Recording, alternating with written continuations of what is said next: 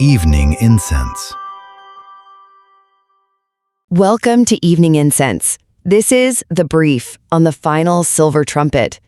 Just like the Torah has 5 books outlining God's redemption, Numbers chapter 10 reveals 5 prophetic trumpet sounds that map out our entire spiritual journey, and we're diving into the ultimate climax today. First, we've got the trumpet of joy. Now, while earlier blasts were all about gathering, marching, or warfare, this 5th sound is purely for celebration and victory during appointed feasts. So if the previous trumpets were the alarm clock and the battle cry, what does this final blast mean for us? Well, think of it as the ultimate victory bell ringing at the end of a really long war.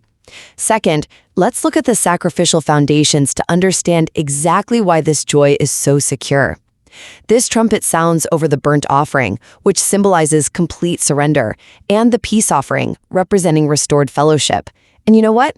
Both are perfectly fulfilled for us in Christ. Our celebration is entirely rooted in this restored peace with God.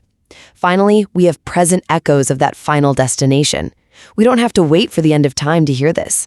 Our corporate worship and gatherings right now give us a literal taste of that heavenly feast. Isn't it amazing that every time we sing or give thanks today, we're literally rehearsing for eternity? It points us straight to the new creation, where our wilderness wandering and spiritual warfare finally stop for good. So remember, your spiritual journey absolutely does not end in a perpetual struggle, but rather in everlasting joy, unbroken fellowship with Yahweh, and ultimate victory.